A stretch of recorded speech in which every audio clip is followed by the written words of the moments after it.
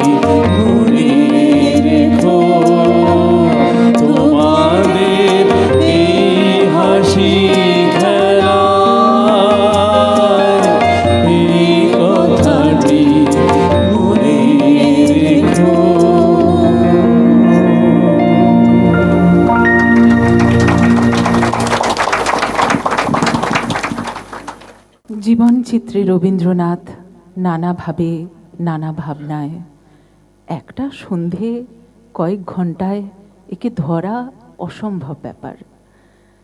রবি ঠাকুরের মতো মানুষই একমাত্র একটা জীবনে এত কিছু করে যেতে পেরেছেন।